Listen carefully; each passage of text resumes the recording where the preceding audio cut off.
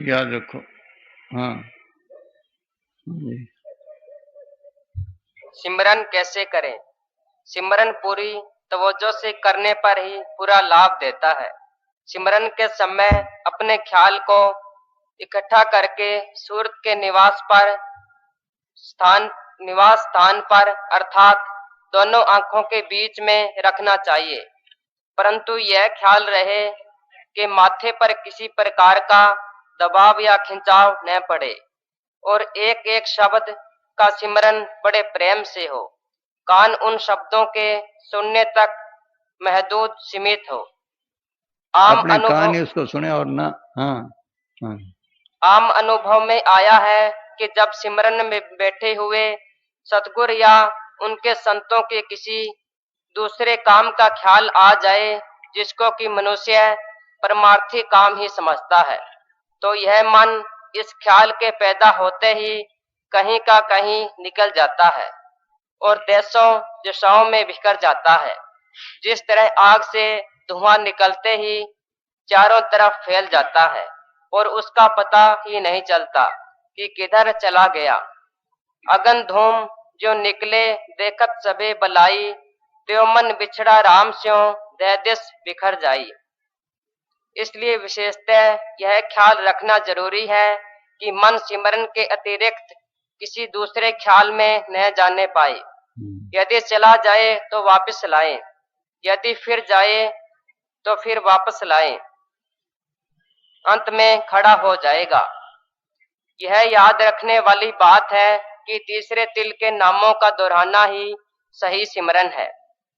हम सिमरन को जबान से कर रहे हैं, परंतु मन किसी और जगह भाग रहा है और दूसरी बातों को सोच रहा है, तो दूसरी बातों का ही सिमरन है। जब तक मन तीसरे तिल में नहीं बैठता और उसको अपना निवास स्थान नहीं बना लेता, तब तक इसको सिमरन में पूरा लाभ प्राप्त नहीं हो सकता। जब सिमरन करो दिल पर बोझ लेकर न करो, पूरे भरोसे, प्रेम, खुशी और नम्रता से करो। यदि केवल फर्ज पूरा करोगे तो मन एकाग्र नहीं होगा। जब मन एकाग्र नहीं होगा तो सिमरन में रस नहीं आएगा। आंखें खोलकर सिमरन करने से आंखें बंद करके करना अधिक लाभदायक है।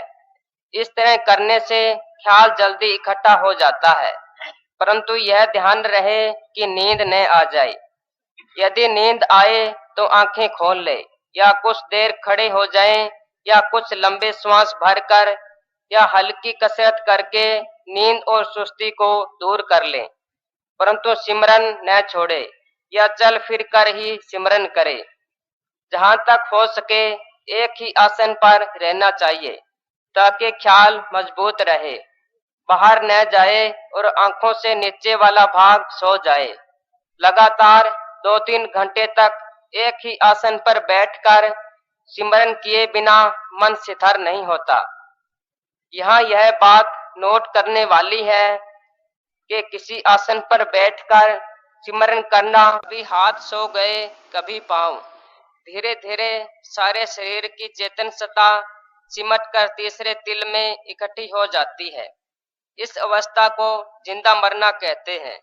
इस अवस्था में अभ्यासी अंदर से सचेत रहता है, परंतु अपने शरीर से अचेत हो जाता है। तब ऐसे अनुभव होता है कि जैसे यह शरीर हमारा नहीं और हम इससे अलग हैं। ऐसी हालत में स्थूल खोल उतर जाता है, अंदर अमृत रस प्राप्त होने लगता है और फिर वापस आने की इच्छा नहीं रहती। कई प्रकार चिट्ठी आती है कि उठने को दिल नहीं करता फिर है। हाँ हाँ जी। कई प्रकार की धुनें जारी होने लगती है तथा कई प्रकार की रोशनियां प्रकट हो आती है। तारा मंडल, सूरज मंडल और चांद मंडल नजर आते हैं। इससे आगे सतगुरु संतों के स्वरूप में, जिस स्वरूप में नाम दिया है, प्रकट होता है। इस जगह पर सिमरन का कोर्स समाप्त है। अब रूह को वहीं ठहराने के लिए सतगुरु के नूरी स्वरूप में ध्यान लगाने की जरूरत है। सफल मूर्त परसों संतन की ए ध्यान धरना। हम्म, अकाल मूर्त है साध संतन की ठार नेकी ध्यान को। कई सतगुरु दफा के काल फकीरों का रूप धार के भी सिमरन न छोड़े, नकली वो भाग जाए, दूसरा बातें करेगा, गाइड करेगा, यहाँ तक सिमरन का फिर वो आप ही ले जाते हैं, आगे चलता है, आगे फिर कार्य कराए आप पे आप, फिर वो आप कराता है।